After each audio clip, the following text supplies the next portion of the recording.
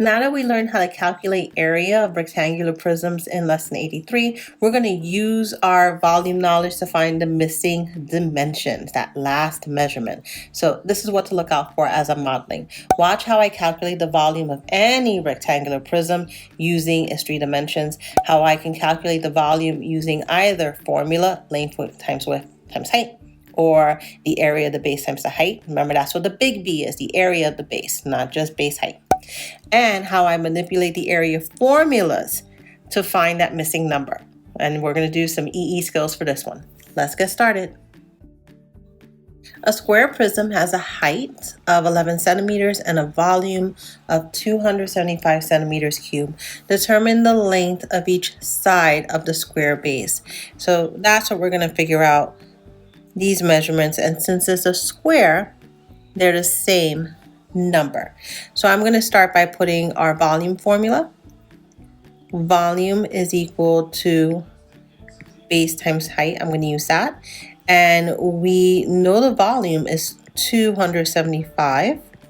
And we don't know the base, but we do know the height is 11. So I'm going to rewrite that as 275 is equal to 11 times B. And base is just the area of that bottom part. Okay, we're going to divide both sides by 11 to figure out what the base is. Let's do this math here on the side. So 275 divided by 11. 11 goes into 27 twice. And 11 goes into 55 5 times. So the area of the base is 25. So since this is a square and we know that both sides are the same number, I can figure out what those sides are. So think about it for a second. 25 is equal to the same number times itself. What is the only number times itself that is 25? 5. So that is one side. And I can go back and I can actually test this. Volume is equal to base height.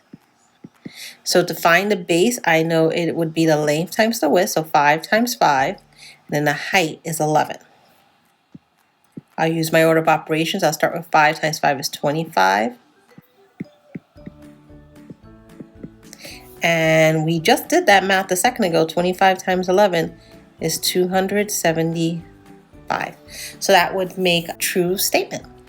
Now, if we had different numbers there, this is just happens to be a square, but let's say we had 2 different numbers, we would at least need one dimension to figure out the other, because it would be just guessing if we didn't have at least one of the other numbers. But I'm going to stop there so you can hit pause and jot this down into your notes.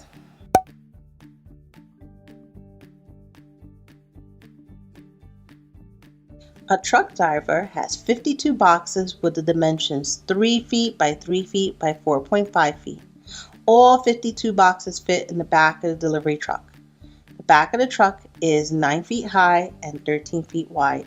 What is the length of the back of the truck? Okay, so let's think this through. So if we have a truck and it's filled with 52 boxes inside, and we know the dimensions of each box. And we know that all those boxes fill up the back of the truck. So if we can figure out the volume of all 52 boxes, then we will know the volume of the entire truck. Okay. Volume is equal, in this case, to 52 times length times width times height. Again, it's because I want to know the volume of all 52 boxes altogether. So 52 times 3 times 3 times 4.5. Let me actually make these X's because I have a decimal point in there. And I do have our calculator with us. 3 times 3 is 9. So 9 times 4.5 is equal to 40.5. So that's one box. 52 times 40.5 gives us 2,106. So this is the volume of the entire truck.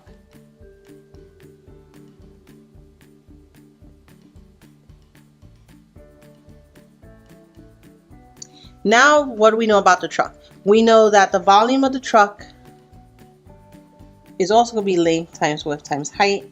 We know the volume is 2106.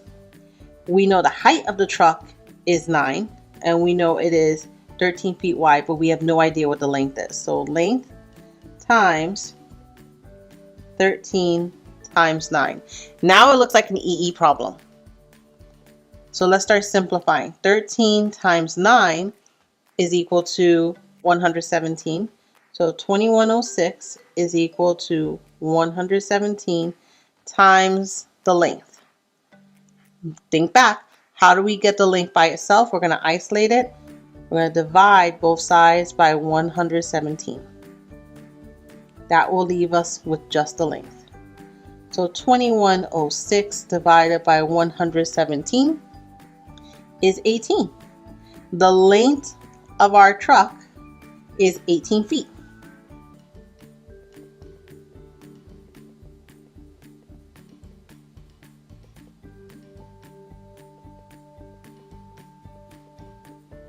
I'm going to box this.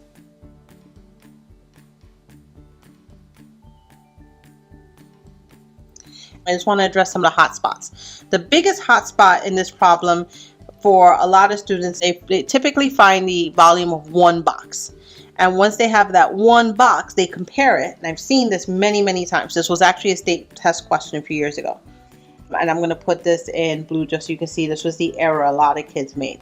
They would find a one box, which is 40.5, and then they would use the length times 13 times 9, and they would get stuck because they would get 117 length is equal to 40.5, and it didn't make sense. One side was already too big, so that was the biggest hotspot for a lot of kids taking this question a few years ago, is that they didn't find the total volume of the truck because they forgot to multiply it by 52. But besides that, our other big takeaway is that sometimes to find the missing number, we will have to use our EE skills. We will substitute the values that we actually have, like we did over here, and then simplify so that we can actually get to a one step and isolate that variable and solve for it. Okay, Math Marbles, that's it for today's lesson. Get some practice. Make sure you're keeping all your notes nice and neat, and I will see you in the next lesson. Be well.